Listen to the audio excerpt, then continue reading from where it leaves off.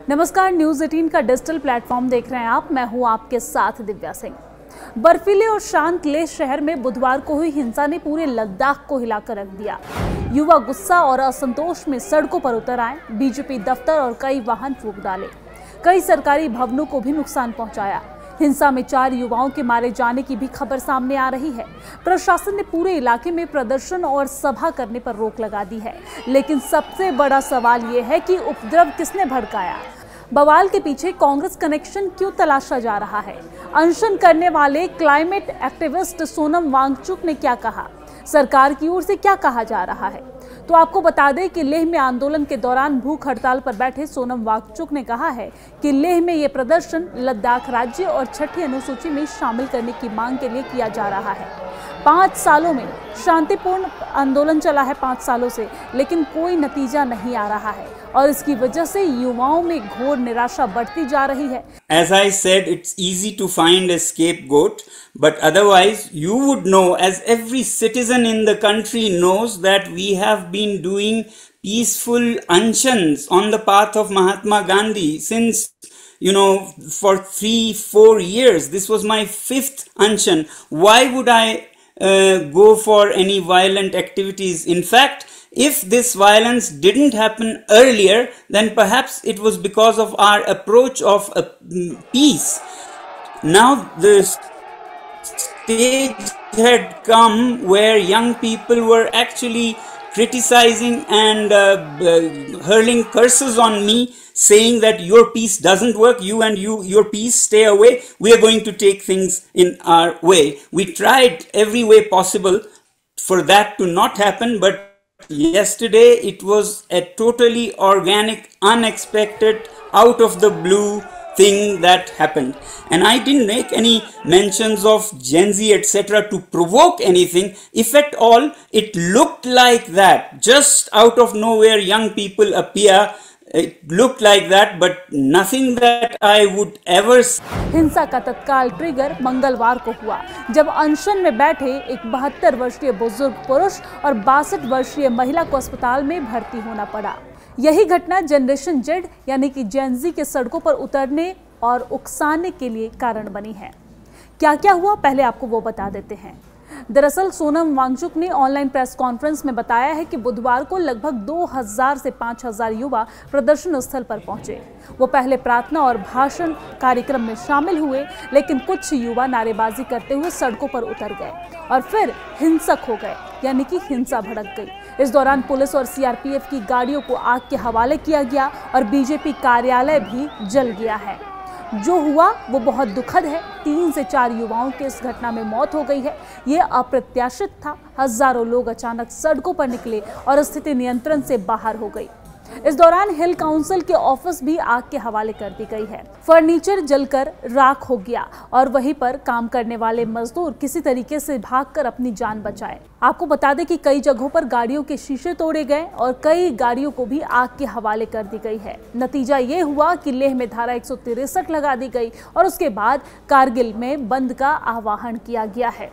और इस घटना पर बीजेपी नेता अमित मालवीय ने आरोप लगाया है कि कांग्रेस के पार्षद की भूमिका हिंसा में रही है। जी हां, बीजेपी नेता संबित पात्रा ने प्रेस कॉन्फ्रेंस में एक तस्वीर दिखाई, जिसमें एक आदमी प्रदर्शन के बीच हथियार लेकर घूमता हुआ नजर आया। बीजेपी ने इसे कांग्रेस का खेल बताया है और इस पर वांगचुक ने कहा है कि ये कांग्रेस का इतना प्रभाव नहीं है यहाँ पर कि वो 5000 युवाओं को सड़कों पर उतार सके। एक पार्षद केवल गुस्से में अस्पताल गए थे क्योंकि उनके गांव के 2 लोग घायल हो गए थे। वांगचुक ने कहा है कि लेह के राजनीतिक दल इतनी बड़ी संख्या में युवाओं को कंट्रोल करने में सक्षम नहीं है। उनके दिलों में निराशा और गुस्सा है क्योंकि काफी सालों से प्रदर्शन कर रहे हैं, लेकिन सरकार जो है वो मांगों को पूरी नहीं कर रही है। वहीं लद्दाख के उपराज्यपाल कविंदर गुप्ता ने कहा है कि लोकतांत्रिक व्यवस्था में शांतिपूर्ण प्रदर्शन का अधिकार है, लेकिन इसे हिंसक तरीके से नहीं किया जाना चाहिए। उन्होंने आरोप लगाया है कि पिछले 2 दिनों से लोगों को भड़काने की कोशिश हो रही थी। गुप्ता ने कहा है कि अगर ये प्रदर्शन रोका नहीं जाता तो यहाँ पर लेह शहर पूरी तरीके से तबाह हो सकता था। हिंसा के लिए बाहर से लोगों के शामिल होने की जांच भी यहाँ पर की जाएगी। हिंसक प्रदर्शन में कुल 10 लोग घायल हुए हैं, जिसमें से 2 की हालत गंभीर बताई गई है। एक सीआरपीएफ जवान भी इस घटना में घायल हुए हैं। वहीं उधर सरकारी सूत्रों का कहना है कि सरकार हमेशा से बातचीत के प्रति ईमानदार रही है।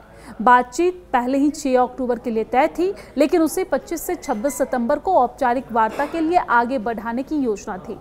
जब सरकार के साथ संवाद सक्रिय था तो हिंसा भड़काने की जरूरत क्यों पड़ी? इससे पहले भी सरकार ने जुलाई के अंतिम सप्ताह में उच्चाधिकार प्राप्त समिति यानी कि एचपीसी की बैठक के लिए तारीखें प्रस्तावित की थी, लेकिन कोई सकारात्मक प्रतिक्रिया नहीं मिली। भूमि, रोजगार, संस्कृति और ऐसे सभी संवेदनशील मुद्दों की सुरक्षा और उसके लिए पर्याप्त प्रावधान करना हमेशा से सरकार की प्राथमिकता रही है और सरकार इन विषयों पर खुलेआम और खुले मन से चर्चा करने के लिए इच्छुक है। लद्दाखियों के हितों की रक्षा हमेशा से प्राथमिकता रही है और ये विभिन्न कदमों से स्पष्ट होता है, जैसे आरक्षण को बढ़ाकर 85% करना और अन्य निर्णय लेना।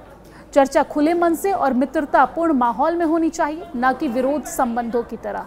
लद्दाख की जनता सभी नीतिगत फैसले का केंद्र बिंदु रहेगी, लेकिन इन सब के बीच ये सवाल बन रहा है कि आखिर शांत रहने वाले लेह में आग किसने लगाई? बीजेपी इस पर आरोप लगा रही है कि इसके पीछे कांग्रेस की साजिश है। राहुल गांधी देश भर में घूम घूम कर वोट चोरी का जुमला उछाल रहे हैं और कह रहे हैं कि वोट चोरी को जेनजी असफल कर दिया। सच्चाई ये है कि वो सिर्फ आरोप लगाकर निकल जा रहे हैं, कोर्ट जाने के नाम पर मुकर जाते हैं। बीजेपी का आरोप है कि राहुल गांधी जेनजी के नाम पर युवाओं को भड़काने की साजिश कर रहे हैं और लेह में भी कांग्रेस ने ऐसा ही किया है। हम जानते हैं पिछले दिनों से जो एक मांगों को लेकर के बात चल रही है, केंद्र सरकार द्वारा इसकी बात मानी गई और ये कहा गया कि बातचीत को दोबारा से शुरुआत की जाएगी, लेकिन उसके बावजूद वहाँ पर आकर के एक ग्रुप आता है, धरने में जाता है, धरने के बाद निकलता है और आकर के जगह जगह पर आग लग जाती है, पत्थरबाजी होती है। ये लद्दाख की परंपरा नहीं है। मुझे आशा ही नहीं पूर्ण विश्वास है कि जो लोग इसके पीछे हैं उनकी जांच तो की ही जाएगी, लेकिन वो इस लद्दाख के शांति व्यवस्था को खराब करने के लिए आए हैं, यहाँ का माहौल खराब करने के लिए आए। इस प्रकार के लोगों को बर्दाश्त नहीं किया जा सकता। मैं शांति व्यवस्था की दोबारा से अपील करता हूँ। और आप देख सकते हैं कांग्रेस के काउंसिलर स्टानजिंग सेपांग, ये है कांग्रेस के काउंसिलर स्टानजिंग सेपांग, ये अपर लेह वार्ड से काउंसिलर हैं, ये मेन इंस्टिगेटर हैं और अपने कार्यकर्ताओं के साथ ये किस प्रकार इंस्टिगेट कर रहे हैं इसके कई फोटो सामने आए हैं। आप देख सकते हैं ये आप अपने हाथ में हथियार लिए बीजेपी की दफ्तर की तरफ भी बढ़ रहे हैं। आप देख सकते हैं किस प्रकार से ये मॉब को इंस्टिगेट कर रहे हैं। ये राहुल गांधी है, ये स्टानजिंग सेपांग हैं जो अपर ले वार्ड से काउंसिलर हैं कांग्रेस पार्टी के, जिन्होंने आज प्रदर्शन को भड़काने का काम किया, उसे हिंसक बनाने का काम किया। कांग्रेस पार्टी का जो षड्यंत्र है, किस प्रकार से भारत तेरे टुकड़े होंगे इंशा अल्लाह, यही कांग्रेस पार्टी का मुख्य लाइन है। यह कोई आज से नहीं है, यह जॉर्ज सोरोस के साथ बैठ करके राहुल गांधी जी का प्लान है कि जनता के माध्यम से हम जीत नहीं सकते हैं, इसलिए देश को तोड़ने का काम करते हैं।